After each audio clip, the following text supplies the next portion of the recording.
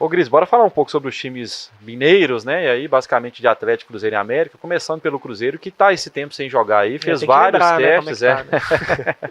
fez vários testes após a eliminação na semifinal contra o América.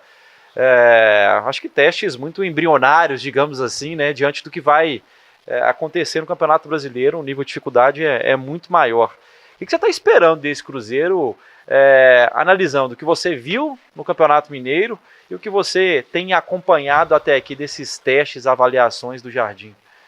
Cara, ontem até eu estava conversando com o Henrique, nosso produtor lá no 98. Eu acho o Campeonato Brasileiro desse ano talvez o mais difícil de prognóstico em muito tempo. A gente tem muitos times que são grandes incógnitas. Muitos times no Campeonato Brasileiro desse ano são grandes incógnitas para mim. E o Cruzeiro talvez seja uma das principais incógnitas nesse momento. Porque foi um elenco montado de uma maneira meio sem um projeto muito claro. O Cruzeiro foi contratando quem estava disponível, que era bom, que gerasse mídia e que pudesse elevar o nível do time. Acho que o Cruzeiro elevou o nível do time. O Cruzeiro desse ano, tecnicamente, é muito melhor do que o Cruzeiro do ano passado. Mas claro que, para mim, me parece claro que não foi um elenco montado com muito um projeto. Vamos contratar um cara, a gente precisa de um atacante desse jeito. Quem que tem? Tem o Gabriel Barbosa. Não foi isso. O Gabriel Barbosa está disponível. O Gabriel Barbosa, se voltar a jogar bem, é um dos melhores atacantes do Brasil. Vamos contratar o Gabriel Barbosa. E aí o mesmo vai para o Dudu e para vários outros. Então foi um time meio montado de forma meio aleatória, melhorando o nível, repito, mas de forma meio aleatória.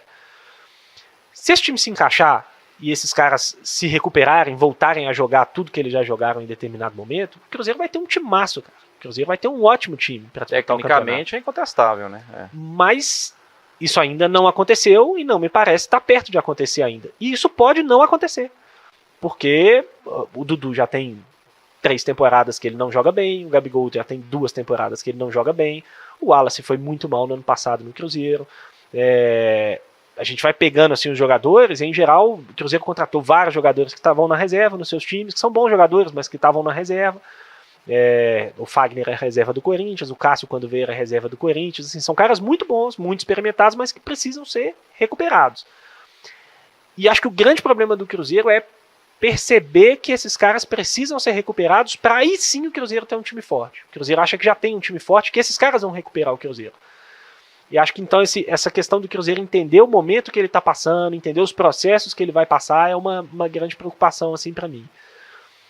E o time mesmo dentro de campo, assim, o Campeonato Mineiro do Cruzeiro foi ridículo, né? Foi abaixo da crítica, muito ruim, seja com o Fernando Diniz, seja com o Wesley, seja com o Jardim, os 3 jogos do Jardim.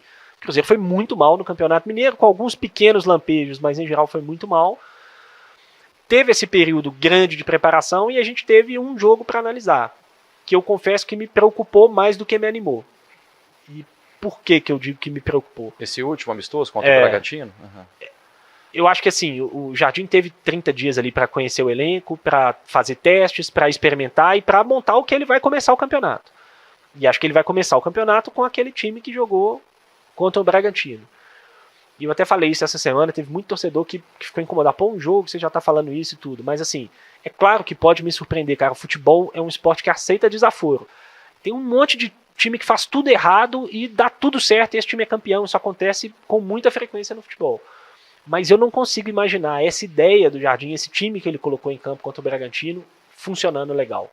Eu acho que é muito difícil equilibrar esse time do Cruzeiro para que ele seja de fato competitivo, jogando com o Dudu quase como um meia pela esquerda, com muita obrigação para defender, que ele dificilmente vai cumprir, com o Gabigol e o Caio Jorge na frente, que são jogadores que contribuem pouco sem a bola, com o Wallace e o Matheus Henrique muito sozinhos no meio, sabe, para cobrir uma área muito grande do campo. Enfim, eu tenho uma preocupação com relação a como vai se desenvolver esse trabalho do Cruzeiro, embora, claro, tenha muita margem para melhorar. Repito, é um time tecnicamente com jogadores muito bons, mas eu acho que em algum momento o Jardim vai precisar rever essa estrutura, mexer nessa ideia para aí sim o time se reequilibrar.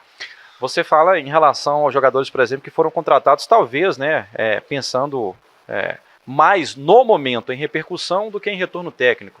Repito, no momento, porque é inegável o que o Gabigol já fez pelo futebol, o que o Dudu já fez pelo futebol, que qualidade eles têm. Mas no momento, não vinham jogando de titular, inclusive, nos seus clubes, né?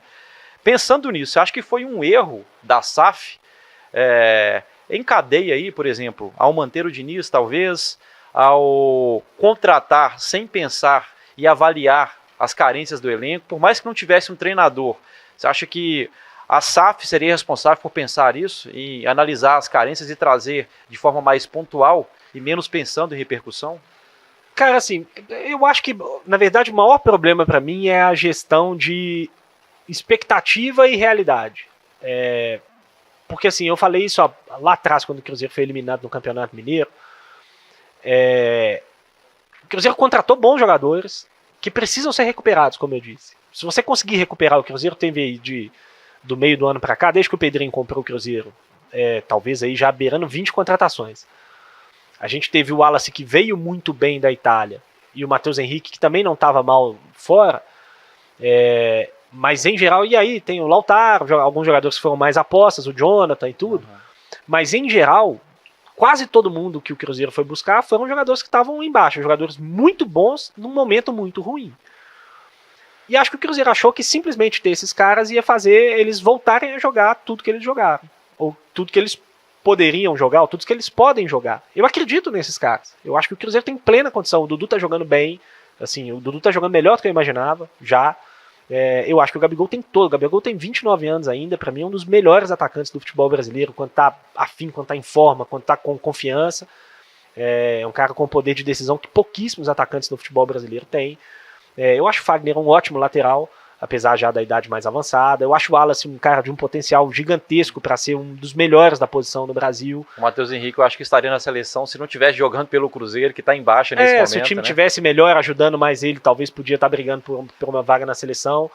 O próprio Matheus Pereira vive um momento muito ruim, mas é um jogador assim, de um nível espetacular. Então, assim, se o Cruzeiro conseguir recuperar esses caras, o Cruzeiro vai ser um time duríssimo.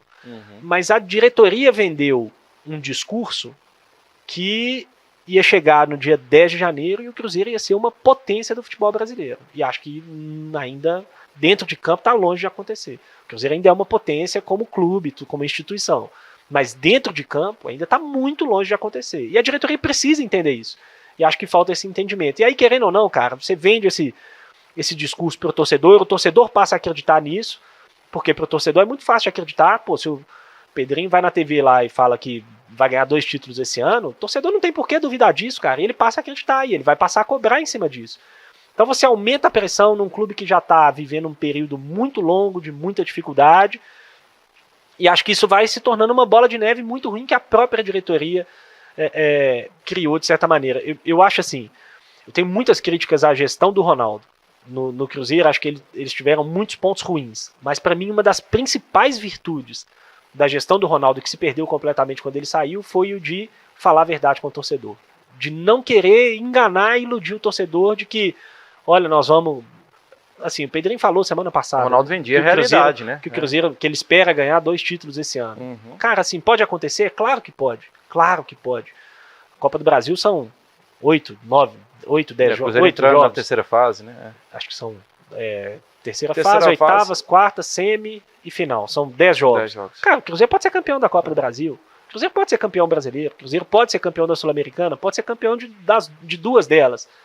Mas me parece muito pouco provável um time que fez o Campeonato Mineiro que o Cruzeiro fez falar em ganhar 2 títulos esse ano. Então, assim, isso gera uma expectativa no torcedor que aí lá na frente isso se torna um problema para o próprio clube. Aí daqui a pouco começa mal o campeonato, aí já está querendo trocar de técnico de novo, aí já está precisando reformular elenco, já está pensando em reformular elenco. Então, assim, eu acho que o Cruzeiro é vítima do próprio discurso nesse momento. Mas acho que ainda pode se ajeitar e fazer um bom campeonato.